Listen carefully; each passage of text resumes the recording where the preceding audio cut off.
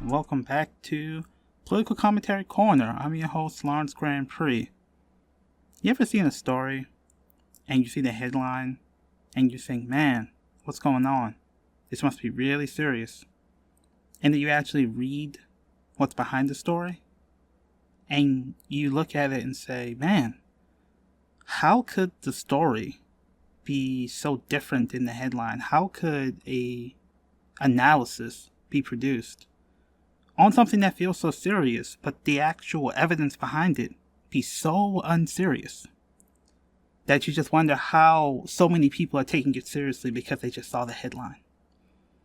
That's kind of how I felt when I saw that there was a lawsuit against the Baltimore City Public Schools claiming systemic anti-Semitism. Now, I coached debate in Baltimore City Public Schools, and I saw the high school where I coached debate at mentioned in the news stories about the lawsuit. And I knew that high school had a substantial Jewish population, so I said, man, I'd known Jewish students gone there, so I said, man, this is really concerning. I didn't think that was happening. And I look at the lawsuit, and I see the examples they cherry pick, and I say, oh, something is wrong here. And then you look at the people producing the lawsuit, the Anti-Defamation League, and you see all of the analysis saying the Anti-Defamation League has basically become no longer a traditional civil rights organization, but a politicized institution serving not just a Jewish perspective, but an explicitly Zionist perspective around justifying the occupation of Israel and using lawfare in the veneer of civil rights to justify their legal agenda. And I thought about things that are happening in Northwest Baltimore, the 41st District, and I thought about conversations we'd had around the long connection of Jewish folks connected to the civil rights movement, this notion of civil rights being a shared connection between Jewish folks and black folks, and which is really concerning because I have been seeing this organization, not just in this lawsuit, but in other things as well, other clearly documented stories using the long history of black-Jewish solidarity to bring black folks into a concern around discrimination, a concern around perspectives around anti-Semitism, which is real. Anti-Semitism is.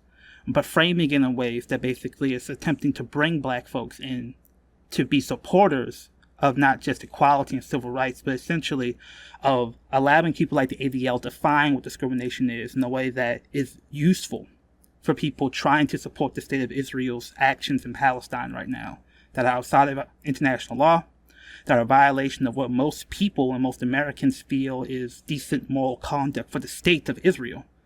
Attempting to conflate critiques of the state of Israel with anti-Semitism. It's not just a powerful political tool, it's explicitly very powerful because of the long connection of black folks and Jewish folks around a shared notion of oppression, especially here in Baltimore. So given the reality of this lawsuit, given the reality of growing up in a place like Baltimore, going to schools that are named in the report, I thought I would do an analysis of what findings actually in the lawsuit, because when you actually look at what they report, it's very clear that something is going on here, and it's not what you think. It is so easy to believe the worst about our children because of the news coverage, because of perceptions of young people as being ignorant and aggressive and impulsive. It's easy to believe the distortions that young people are systemically bullying and attacking Jewish students just for being Jewish. But when you actually read the lawsuit, which I hope to do a little bit here today, you actually begin to understand how the negative depictions of youth, explicitly black youth, the long battlefield around public education as a battleground for politics is being weaponized. And deconstructing this propaganda is important because so many people care about our kids. So many people so easily believe our kids are morally being corrupted. Something is being lost in this next generation, that they just believe the worst about our youth. So it's very important for us to actually look into what's being depicted about our youth and to see the politics around what's being depicted and why that politics may be useful for certain folks that are doing things like trying to build local political machines here in Baltimore, and as a cipher to help understand some of the larger dynamics around the connection between black politics, Zionist politics, and some of the things happening here in Baltimore, Maryland, and around the country. So again, we thank you. Go to lbsbaltimore.com to check out other things that we've done on this topic. Go to all the other podcasts we have here on the Black Liberation Media Networks and let's get to it.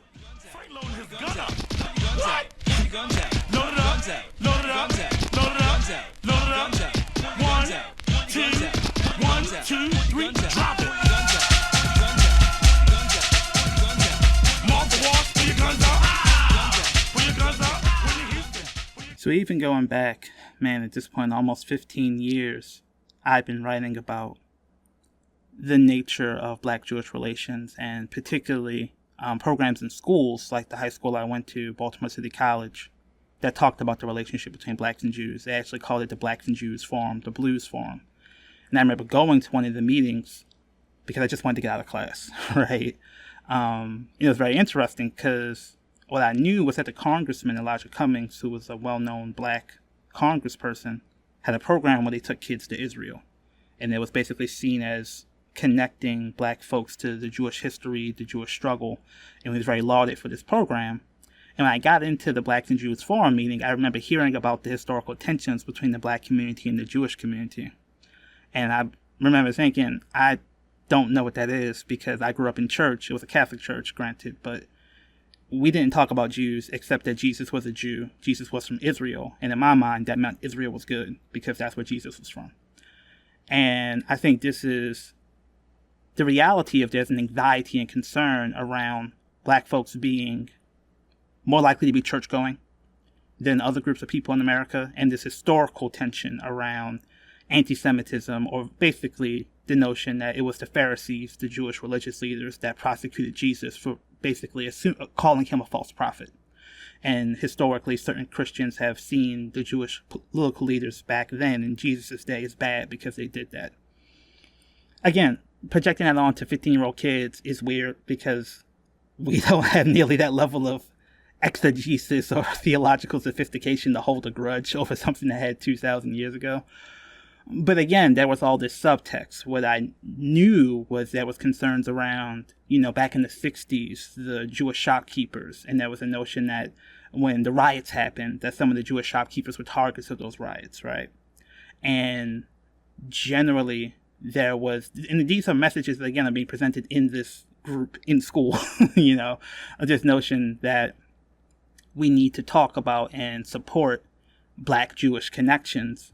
I can't remember if the state of Israel actually came up in that meeting, but I do remember when there was a debate awards program and someone did a rap song, supporting the state of Palestine, that the Jewish debate students walked out and talking to the parents of the Jewish debate students in my high school, being like, Israel's in a very difficult neighborhood. It's just a small country trying to defend itself. And I actually remember being on the listserv, the email listserv, again, this was 20 years ago, basically trying to explain the perspective of these Jewish students in the midst of this debate song. And I think that's important because it shows people have very real emotional concerns, but there's a massive asymmetry of power between those two incidents, right? Where you have just a dude performing a song at a awards program versus institutional connections between future political leaders of the city of Baltimore going to City College and them having direct access to those students, being able to take them to Israel to mold them and shape them. There's an asymmetry of power there. And again, you could see why a parent will be upset. But I think this is good context to understand this lawsuit. There's a long-standing connection in the school system between people coming from this Black-Jewish connection perspective, this old school civil rights community perspective, the Urban League, the NAACP, being connected to folks like the Anti-Defamation League. And while back in the day, the ADL had this dual mission of supporting concerns around Jewish folks and generally seeing civil rights movement type anti-discrimination laws in their self-interest, that explains why when the lawsuit comes out, folks like Clarence Mitchell IV, who is a radio host on WBAL radio that comes out of a civil rights family, not just see the lawsuit as concerning, but specifically see the ADL as a credible institution that supports civil rights and therefore adds to the level of concern in his mind. So here's just a clip of them introducing the lawsuit on the radio show. And of course, Clarence Mitchell IV tends to lean a bit more to the right than other folks in the Mitchell family. And that gets borne out as you listen to him talk about what's going on. Anytime we hear of Jewish students, families, or teachers experiencing anti-Semitism or hate, it's of great concern to us. That is Howard Libet, the longtime former Baltimore Sun reporter, now the Baltimore Jewish Council Executive Director, commenting, according to the Baltimore Jewish Council and the Anti-Defamation League, ADL, they say that there have been acts, and they cite specific schools here, of anti-Semitism that have caused them, Michael Collins, to file a federal civil rights complaint talking about this, because what they say is when these were occurring, the school system, Baltimore City Public Schools in general, but then the school didn't do much about it. No, didn't do much about it. Here's more from Howard Libet with WBL TV talking about this. You know, the Jewish student population in the city schools is not particularly large. Obviously, it's much larger in Baltimore County. But when there have been things and we've been contacted, we've tried to work with the principal or tried to work with the school system to address it. Exactly. So this is what jumped out at me, because I know Howard Libet, I know many of the Jewish community leaders in our area. The only reason that this has been filed in court is because nobody responded, or there was an inadequate response, because they're looking to work it out without going to the next level or next degree. So obviously most people listening to that are going to have some degree of concern, which is why I actually downloaded the document and opened up the lawsuit. Some things are just kids being kids. Oh, Hamas is going to come and get you. This is the sort of stuff that folks have been saying for years when the Panthers were coming out. I remember my father telling me that they would tell light-skinned folks, oh, y'all light-skinned people better watch out because the Panthers coming to get y'all too. You know, and the idea that that is okay, it's not okay. But the idea that it requires a federal lawsuit and therefore the risk of criminalization of these youth and criminalization of these systems rather than just talking to folks and explaining to them is really important. I think it's also important to note that some of the speech and analysis that's called explicitly bullying is constitutionally protected speech and legitimate criticisms of the state of Israel. So, for example, the ADL lawsuit says student, they don't call them student, they call them bully one, linked an online quiz that says Zionist or Nazi who said this. So the idea that Zionism would ever be linked to Nazism is inherently anti-Semitic, versus the reality of the explicitly genocidal and violent statements made by people that are supporting the Israeli state's occupation of Palestine, saying things like, we want to completely eliminate people's bloodlines, using rhetoric from the Old Testament, the Amalekites, and sort of quoting old school, Old Testament phrases that say we should just wipe these people out in their totality. You may not like that, but that's constitutionally protected speech, questioning whether what's happening with the Israeli state is akin to what's happened with the Third Reich. Another example of this, Zionism is fascism for liberals. You can tell a fascist and have friends. Zionist makes that clear. Jewish states are bad. You blow up refugee camps for insisting a Jewish state.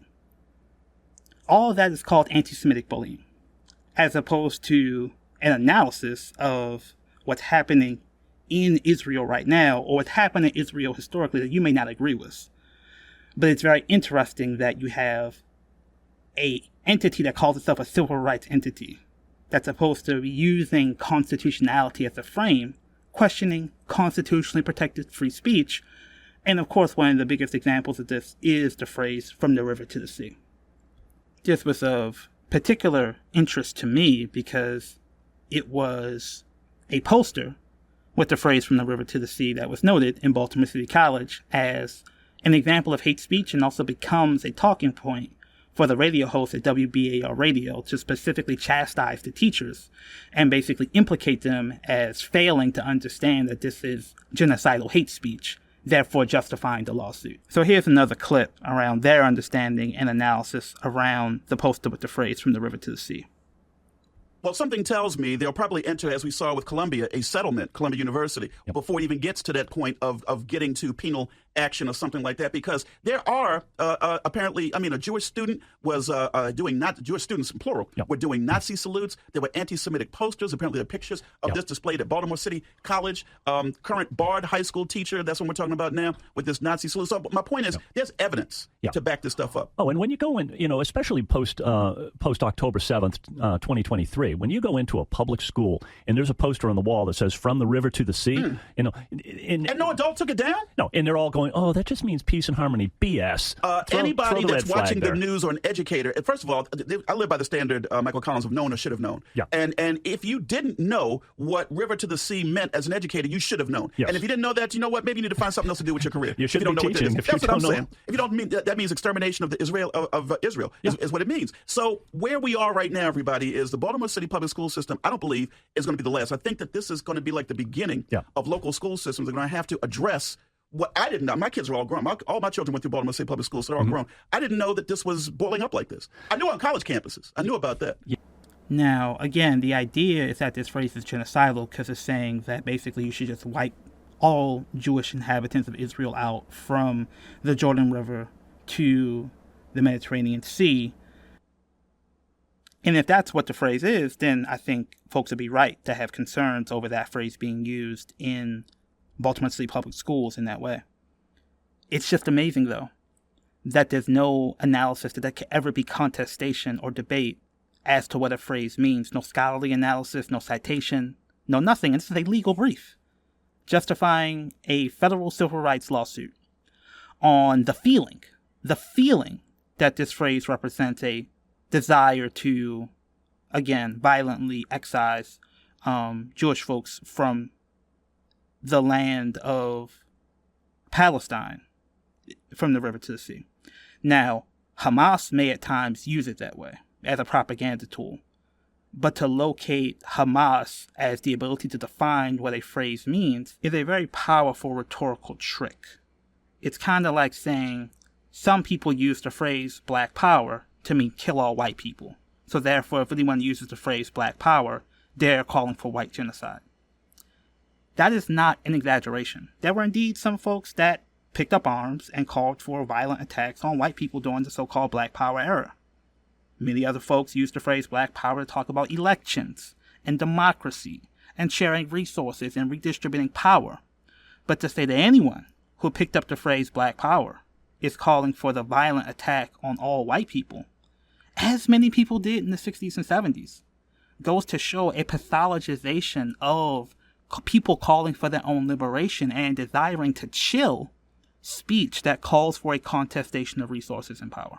Again, the great thing about having the podcast framework and being able to do research on this stuff is you don't have to take my word for it.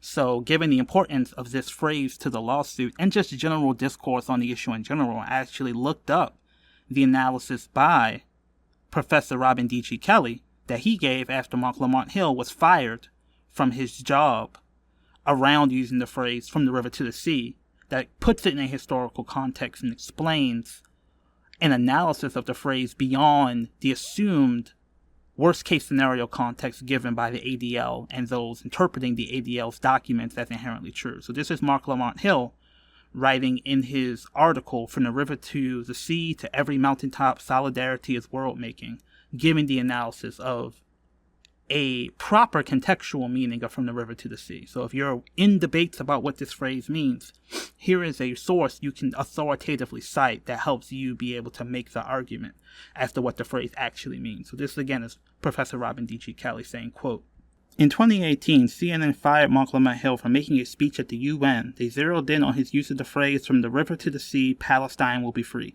simply because Hamas uses it. It was all his critics needed to conclude that Hill wasn't just a Jew hater, but a Hamas adherent. Hill survived the attack with his reputation as a noted scholar intact.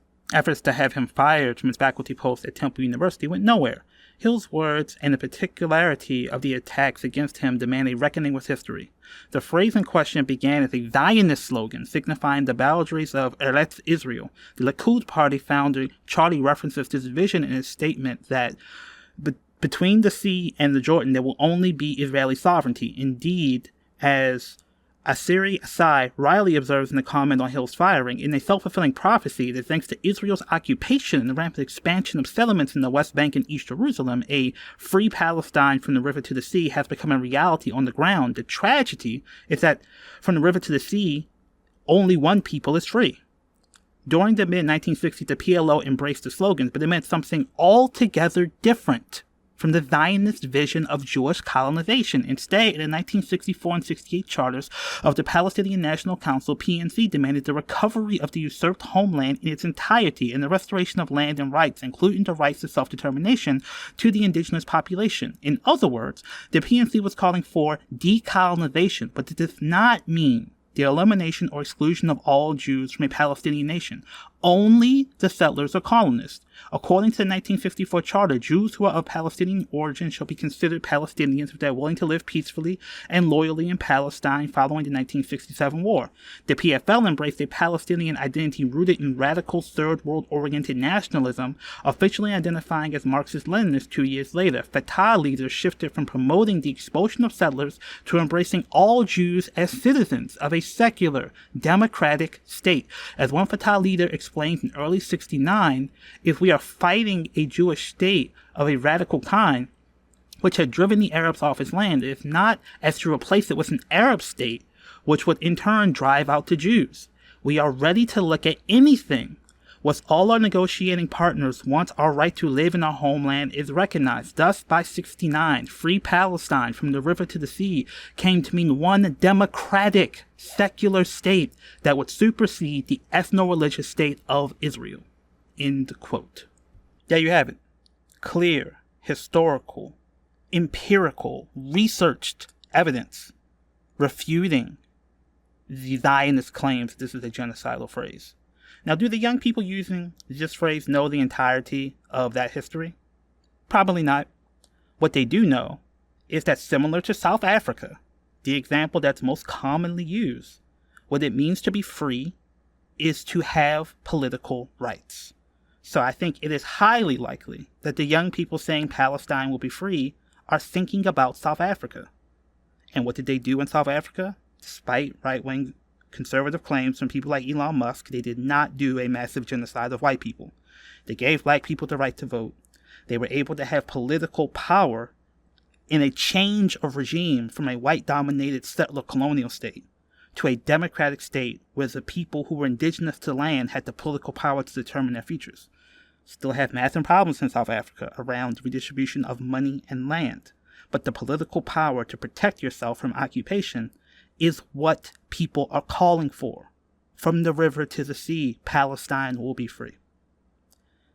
And again, that there's no debate, no analysis, just talk radio conjecture that these young people are not only supporting genocide, but that their teachers, now they probably actually know some of this history, by keeping the sign up, are therefore justifying some sort of genocidal imperative, is an unserious intellectual analysis.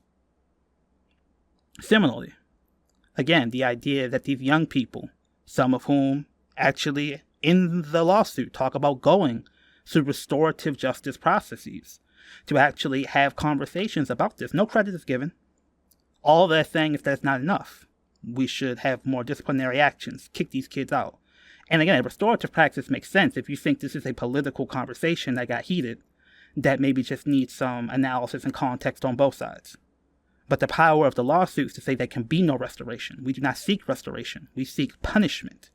And we seek punishment because we see things that are very concerning to us. I'm looking at a picture right now as a screenshot from the lawsuit.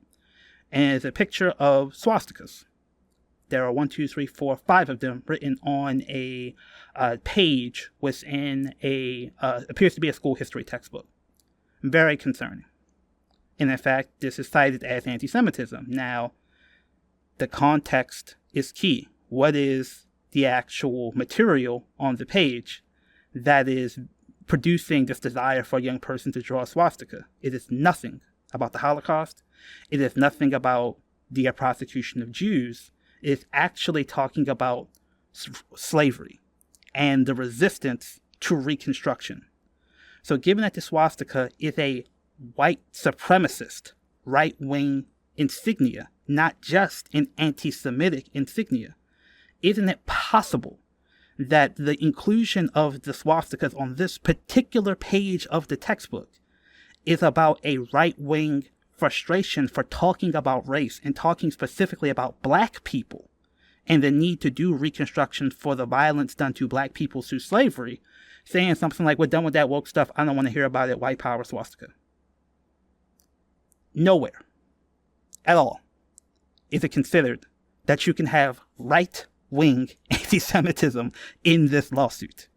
It is not considered at all in this lawsuit. All of them are extracted outside of any analysis about the context, and it is clear to anyone understanding the ADL, understanding the moment we're in, that the focus on From the River to the Sea, the focus on Zionist or Nazi who said what, is a clear attack to chill left-wing speech and to equate left-wing critiques of the state of Israel and the actions of the state of Israel with historical notions of anti-Semitism that are akin to historical notions of anti-black racism. And it's just one of those things where it's not just about denigrating the analogy between the very real reality of anti-Semitism and anti-black hatred. It is about, by framing it so much as pushing left, punching the left, what you're ignoring is the reality that hate is a problem in Maryland. But it is also anti-Muslim hate. It is the same kind of hate that leads you to draw a swastika on a page talking about Reconstruction that leads to the analysis from the Council of American Islamic Relations when they did their report on Maryland that says that complaints about hate had gone up 23% in the last year to 413 incidents in only early 2024 alone.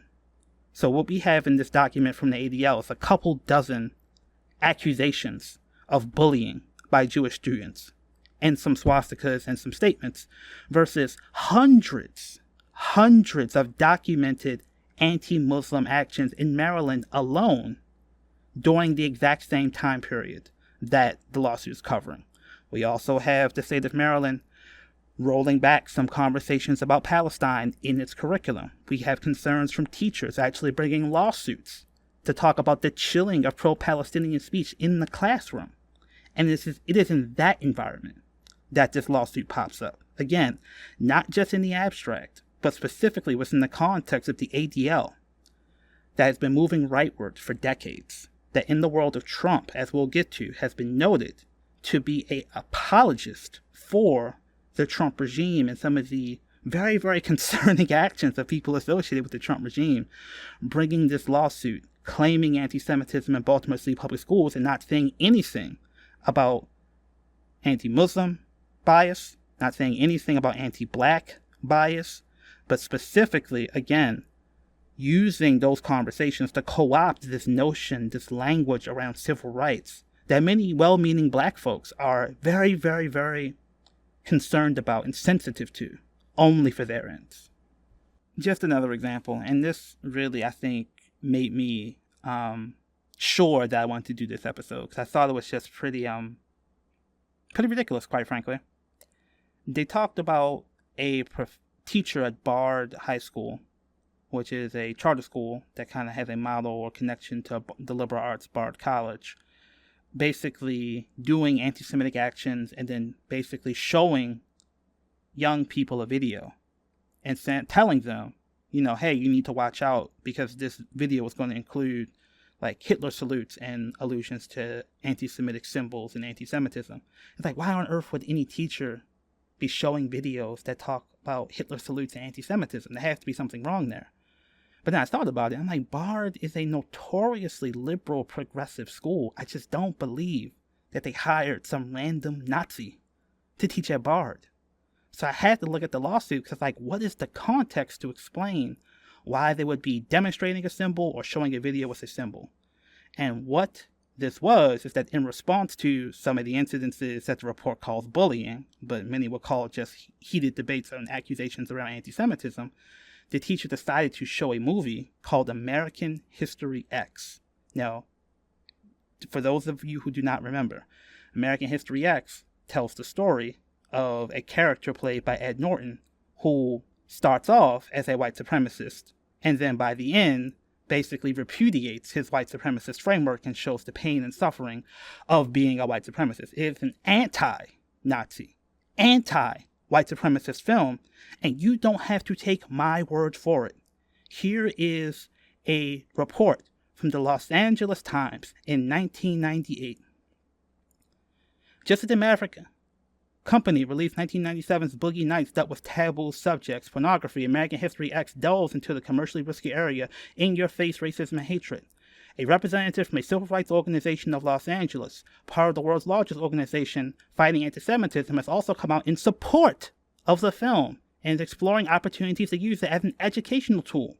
The Civil Rights Organization hopes that this move, American History X, serves as a springboard for conversation and open people's eyes to the issues of hate, says a spokesperson for the organization. Clearly, this movie, American History X, spreads the word on the dangers of extremist groups, and we found it to be provocative, daring, compelling. It does not glorify hatred and evil, end quote. What is that civil rights organization? It is none other than the Anti-Defamation League. The ADL itself came out in favor of showing and talking about American History X, the very movie that this lawsuit claims that showing and talking about is anti-Semitic. The ADL is essentially calling itself anti-Semitic. The Orwellian doublespeak and complete lack of shame by this type of organization means it cannot be taken seriously. Yet consistently, in the media, on talk radio, it is taken seriously. And this is why we have to do our due diligence and share these talking points and explain to people that the very real concern they have around hatred and the assumption that anti-Semitism is the same as anti-black racism, we have to pick those apart.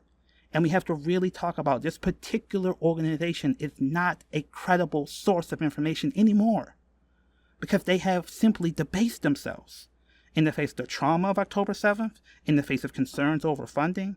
I don't have all the details, but I do have a very long story written in New York Magazine that cites many former staffers of the ADL around the changes in the organization, the reality of the pressures they're facing, and again, giving people more details as to why this organization can no longer be taken seriously. So I'm going to read an extended quote from the New York Magazine story, because I just think it's very important for folks to have the context for what's happening at this organization. This was from Noah Shatman on an article that is basically entitled Inside the Crisis at the Anti-Defamation League. So he says, quote, "When Elon Musk threw up a pair of straight-arm salutes on Inauguration Day, which many ADL insiders, including Greenblatt's predecessor Abe Foxman, believed to be a Sieg Heil, the organization's official X account posted in Musk's defense, calling the action a, quote, awkward gesture in a moment of enthusiasm, not a Nazi salute, end quote. Several longtime liberal donors to the ADL told me they had stopped giving to the group. The ADL had been an opponent of the original Muslim ban in 2017. In June, however, behind closed doors, neither the ADL rep nor anyone in the room said a word in objection. There was no tweets, no mention of the policy, only an appreciation that the Trump administration had, quote, prioritized the battle against anti-Semitism. For more than half a century, the ADL's influence has been vast, directly affecting government policy, law enforcement, and conceptions of extremism nationwide, with roughly 450 full-time staffers and tens of thousands of individual donors. By some measure, it's as strong as an organization has ever been. Last year, revenues reached a record $163 million. Its staff trained 17,000 law enforcement professionals, both cops and FBI agents, on what is and isn't a hate crime, and the group is said to provide more than 2,700 tips related to extremist activity. Historically, the ADL has tried to use its power both for elements of its dual mission, twisting and turning between righteous action on behalf of broad civil rights and narrower pursuits of what is understood to be the interests of Jewish people. In the 20s, they fought the KKK. In the 50s and 60s, they wrote briefs against segregation and marched with MLK. It's the same organization, however, that was sued for allegedly selling information on the American anti-apartheid activists to the ruling South African regime in the 1980s, and in recent years surveilled left-wing activists who oppose ADL-backed programs to train America's cops in Israel. Greenblatt has remained close ties with several civil rights leaders, including Sharpton and Mark Morrill, president of the Urban League. But the ADL's recent decision to step back from work on behalf of other minority groups was, according to a senior source in the organization, Greenblatt's own public statements.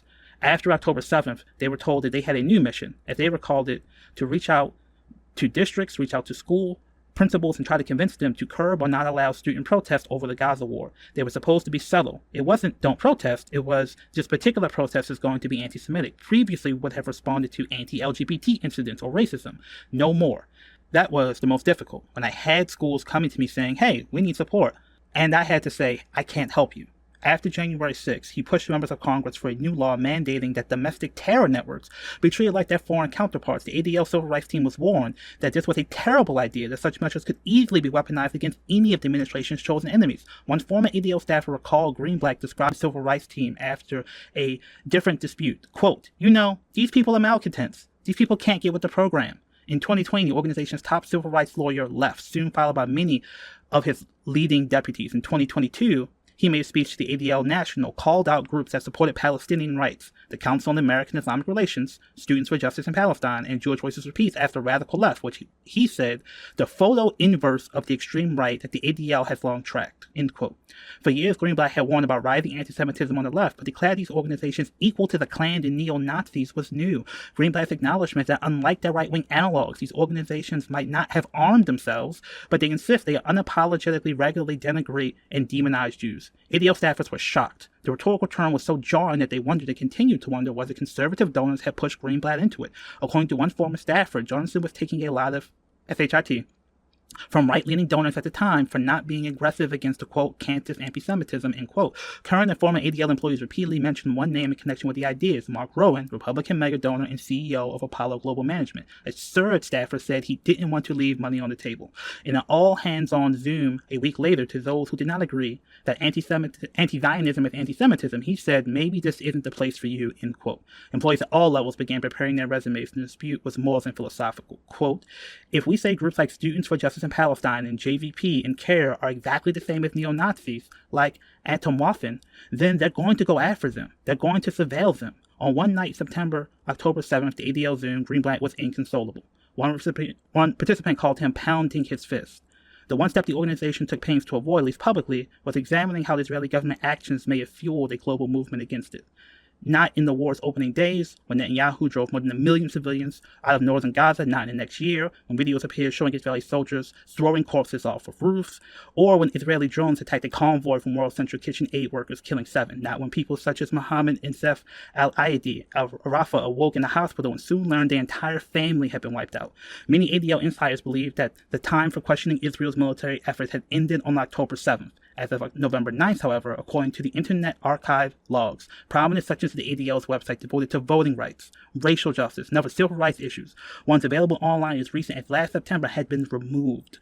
Greenblatt finally wrote an op-ed about the need to protect civil liberties in the Jewish philanthropies, an outlet for more obscure than his usual platforms, to the Trump administration and many of its right-wing allies. This was more evidence the ADL wasn't hardcore enough in its anti-Semitism agenda. The organization's reputation in Trump circles as a thoroughly left-wing, quote, ACLU for Jews, as one source put it, was difficult to shake. To many outside the Trump orbit, however, the group appeared increasingly right-wing. On July 6th, representatives of the nation's largest teachers union voted to cut ties with the ADL, stating that it is, quote, not the social justice educational partner it claimed to be, end quote.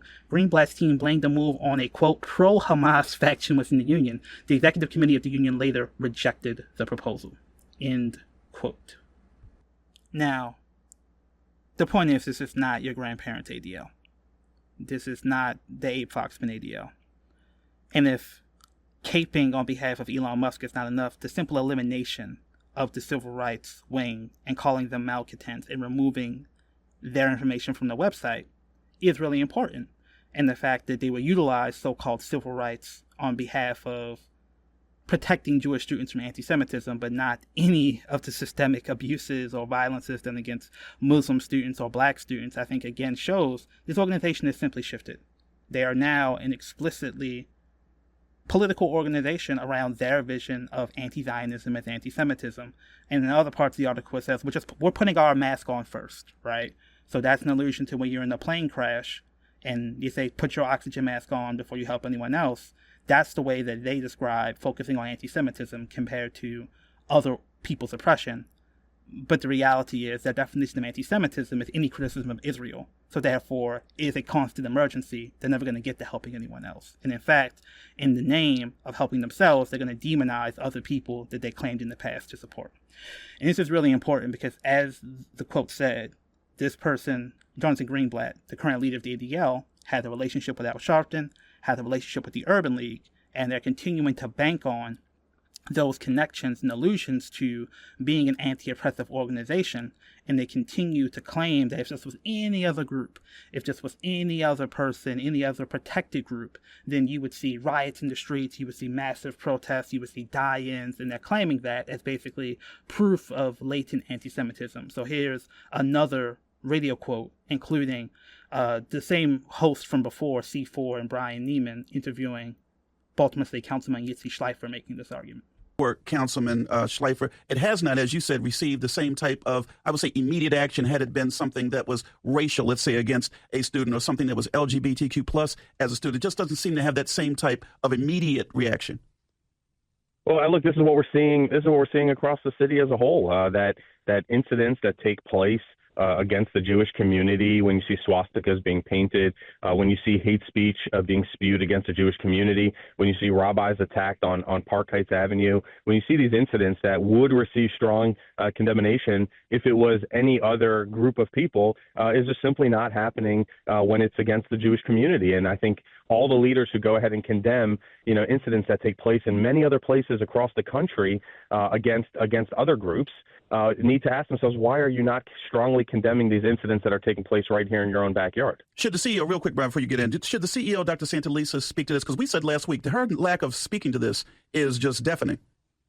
Yeah, I heard from the CEO, and I know she's taking steps to try to address this, and and we're working on a couple things to engage the Jewish community and to let her hear directly from them. And so I know that she knows that this is a serious matter, and I think she is she is working to try to address it at this point. Yeah, my only question was going to be, what would you like to see happen, whether at the school level or across the city? What would you like to see done? I would like to see, anytime there's an incident that takes place, that whoever's responsible for addressing it ask themselves one simple question: if this was against any other group of people, what action would we take? And that's the action I want them to take. Yeah. So again, this claim is on face ridiculous. The ADL has over $150 million. They have bipartisan access to the Biden regime. They actually helped install the anti-Semitism czar under Biden. They have access to the Trump regime. The Israeli state has protection in the United Nations from the United States being able to veto many UN resolutions that are critical of the state of Israel. They are continuously getting arms, billions of dollars of direct arms transfers from the United States of America. Yet they still adopt, because again, Jewish folks are a numerical minority, this notion of they're the same as blacks and LGBTQ and other prosecuted minorities. We're going to get more into this conversation in a future episode, hopefully, but the analogy between black oppression and Jewish oppression in some ways is understandable, because there are residential covenants that said no blacks and no Jews. But the reality of whiteness, the reality of the ability to have intergenerational transfers of wealth, the reality of folks who were able to at least bring some wealth with them when they were coming over to the United States, versus folks who were viciously enslaved in the United States, stripped of not just the wealth of Africa, but the culture of Africa and the historical connections to the diaspora. Famously, the Jewish folks have a connected diaspora around a shared religious heritage. Black folks in America don't have connection to their ancestral religions of African spirituality unless you as a black American take that up here in America and make that effort. And of course, Germany and some other individuals actually did pay some Jewish folks reparations for some things, including to the state of Israel. And of course, they have the state of Israel, right? So the idea that it's the same thing as anti-black oppression, again, we'll deconstruct that more in a future episode. It's just not true. But the desire to basically, the idea is that ends conversation. If, like, I'm a minority, I'm an oppressed minority, treat me like all other oppressed minorities. And if you don't, you're anti-Semitic. It just ends debate. And it ignores the reality that this organization trained 17,000 police officers to target disproportionately black, LGBT, working class people who critique the state of Israel, to see them as the same as foreign terrorists. That's a degree of access to real material state power and state violence that, again, not all Jewish people, but those who are operationalizing these institutions on behalf of their vision of anti-Zionism and anti-Semitism are able to wield state power and state violence in a way that no other oppressed group in any way, shape, or form is akin to. Canceling someone online and tweeting bad tweets at them, like if you misgender somebody or if you anger Black Lives Matter, is not the same as being able to systemically talk to the American anti-terrorism regime, which organizes billions of dollars of state violence to be able to demonize and to criminalize critics of the state of Israel. We are not the same. And that the media, in this case the radio, which is so completely unabashedly not challenge that. Again, goes to this desire to affirm and just to go along with the illusions. I mean, you can look at the Shomrim. Jewish folks in Northwest Baltimore are able to self-police in a way that when the Black Panther Party has tried to do that, they were demonized and literally targeted with state violence. But the Shomrim was actually given a vehicle by one of the former mayors of Baltimore. And when there were incidences of the Shomrim abusing young Black people in Northwest Baltimore, there was not the same level of criticism and interest in prosecuting those cases as it were any other private citizen. Again, these are not sworn police officers. This is basically a organized neighborhood watch in Northwest Baltimore. But they were having the ability to have connections to the city to justify their ability to have sovereignty and self-control over their own communities and access, in this case, to state resources, right? So again, we have this allusion to the past, an allusion to civil rights law, which gets to one of the concluding, as we begin to wrap up here, quotes from the radio where Clarence Mitchell IV talks about civil rights law and talks about his parents and relatives' formation of civil rights law, and basically saying it was very important that we have the ability to have teeth in civil rights law like the ADL is using in this lawsuit to be able to protect minorities. So here again is a quote from C4 talking about his relatives and the value of civil rights law and the fact that, again, he sees the ADL as a legitimate extension of that work.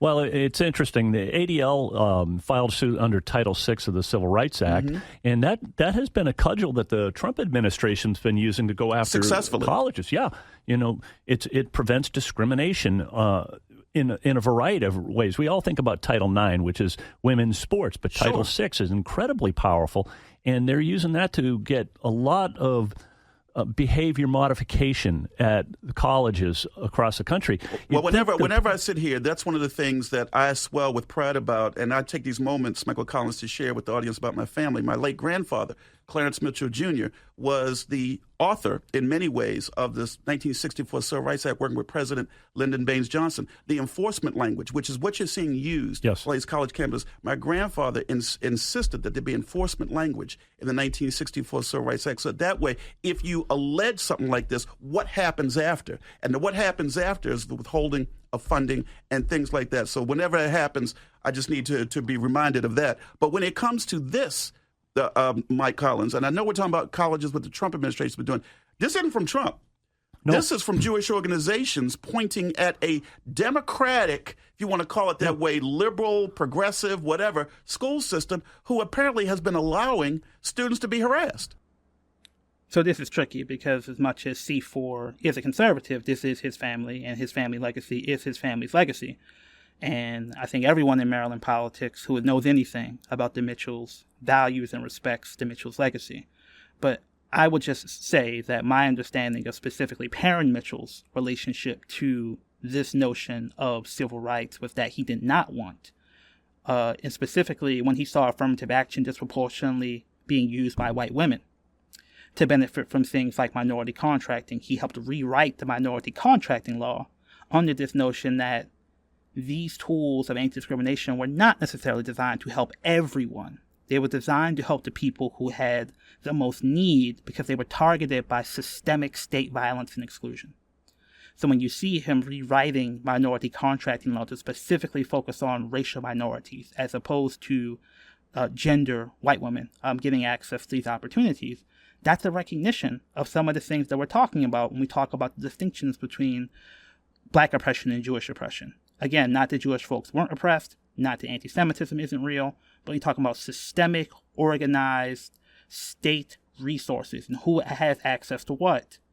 For example, in the construction work, many of the labor leaders were Jewish. So when you talk about unions, they had access to unions. And so when unions are able to get access to state contracts, some Jewish folks are able to disproportionately get access to those resources. For example, the teachers union. And you have like the Ocean Hill-Brownsville debates when Black folks tried to do community control of education in New York and not fire, as Norman Finkelstein points out, though Norman Finkelstein be wildin', we'll talk about that later too. They weren't trying to fire the Jewish teachers. They were trying to get them reassigned because their argument was, this is our community. We want Black teachers to be able to teach Black kids in a way that reflects our values and are tax dollars being used to fund our schools. The exact same desire that Jewish folks have when they push their Jewish community schools. But in that case, some of the Jewish leaders of the teachers union were just vitriolically opposed to that and called that anti-Semitic. I think shows you why we need to, in this case, look at the Perrin-Mitchell perspective around civil rights law and why it's not designed to help everyone. It was designed specifically to see the imbalances of power and to see how when black folks call for the exact same political sovereignty that Jewish folks have been calling for decades, that our desire for sovereignty is pathologized, while because desire for sovereignty corresponds with American foreign policy objectives when it comes to the state of Israel, or sometimes the union's desires when it comes to things like Jewish folks being labor leaders, there's an interest convergence, as Derek Bell would say, that finds that call for self-determination useful. And I think that's very important because when we're looking at things like the 41st District, a predominantly black district, over 60% black, but you have a political machine organized by folks like Yitzi Schleifer, that was supported with money from folks like Howard Friedman, the former head of AIPAC, that is represented by folks like Dahlia Attar, the current senator of that district. You have the reality of there are times where the desire for the self-determination of Jewish folks and the self-determination of black folks will clash. And in that moment, we see that things like juvenile justice policy, where the vision of what causes safety is the ability to deter negative behavior from an oppressed minority. So we need policing, we need the ability to strike, we need the ability to surveil. That same Zionist logic that's reflected in what we see overseas gets fed back to us domestically when we roll back juvenile justice laws, when we carve out things like the Second Look Act to exclude incidences where someone may be accused of attacking a police officer or correctional official, as Dahlia Attar voted just last session in 2025, we see that the same logic of control and the same logic of security only being able to secure through force is impacting not just Palestinians, but black people here in Northwest Baltimore. When we see the anti-masking bill, so the ADL actually testified with the Urban League on a bill that would basically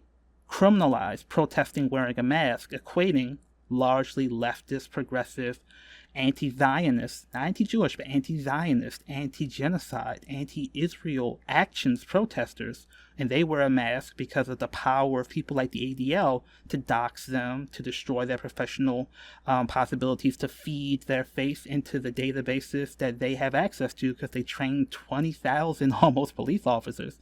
They equated that with the same thing as the KKK, masking and rioting.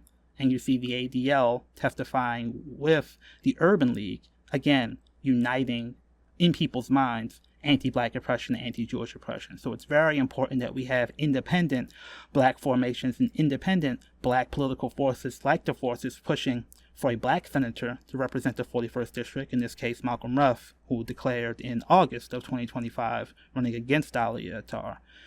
And the reality of, again, the likely accusations to come that those who support Malcolm are likely to be called anti-Semitic because of their desire to have the same sort of black sovereignty that Jewish folks have claimed for themselves. The reality of folks like the ADL being able to have access to, whether it is formally or informally, psychologically, or just by inertia, institutions like WBAL Radio and the legacy of old school civil rights organizations like the Urban League and civil rights families like C4 represents, to just assume the ADL is a good faith actor, to assume like I know these people, I know they're good people, and not to see that things have changed and that there's a reality about the oppression of black people being connected to the oppression of Palestinians, that we can't just assume that all people claiming to be speaking on behalf of civil rights actually have genuine liberation for everybody in mind, but there is a utility to co-opting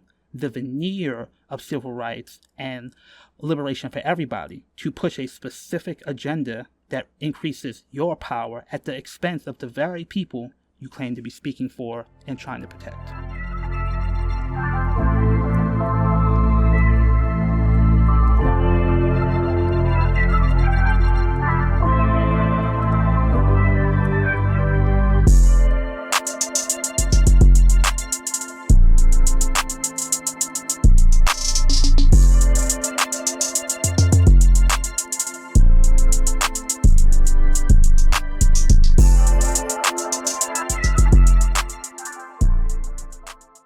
I hope you enjoyed that episode of Political Commentary Corner. We ask you to continue to check us out on lbsbaltimore.com. Especially, please sign up for our newsletter. We know that if we're talking about electoral politics, like the race in the 41st district, some of those things can, for example, be hard to get paid advertisements for on Instagram or Facebook because of their increased scrutiny over paid advertisements around elections, at least when it comes to people who are not plugged into the Musk sphere on X, So the email listserv is one of our critical tools to get information out to our base around things that are happening locally, things that are being produced by our allies, meetings, and other things that really allow you to plug in locally. So go to lbsbaltimore.com and sign up for our email listserv. Also, please go to lbsbaltimore.com/sustain. You can sign up to give us as low as $10 a month to support the independent political work that we do here. As we have talked about, the ability for very large philanthropic organizations to aggregate millions of dollars comes from their ability to be tax exempt and their ability to be shielded from a degree of scrutiny around the way they use that tax-exempt status to play in the political sphere. Leftist organizations in this moment don't have that. We chose not to be a nonprofit, so we could build a business plan and funding plan that assumed this day would come, to assume that the nonprofit status would not allow us to do the political freedom and political commentary and political agitation and battles that would be able to get your nonprofit status taken. So as a independent organization, or actually an LLC, it allows us to do commentary and to do work from an independent perspective, but the ability to be funded by community, especially consistent monthly funding, even if it's just a small amount of money, it allows us to depend on that so we don't have to depend on grants, or allows us to focus more on being able to apply that money potentially directly into the political battles that were talked about, because we have that independence and freedom. So again, similar to other organizations that are C4s or other organizations that have that ability to be PACs, we have the ability to actually engage in political conversations directly because of the support you give us. So check us out on lbsbaltimore.com/sustain. Again, we are part of the Black Liberation Media website and YouTube page, so check us out on Black Liberation Media. Check out all the other shows on Black Liberation Media where they're giving you great analysis around the larger global, national, international context around Zionism, the state of Israel, and the role it's playing in the world. And we hope you continue to follow us here at Political Commentary Corner, where we can give you some more insights about how that's playing out locally here in Baltimore and Maryland, give you the tools you need to be able to advocate for self-determination and for the liberation of all communities, but especially the Black and African descendant communities. So we thank you, and we'll see you next time.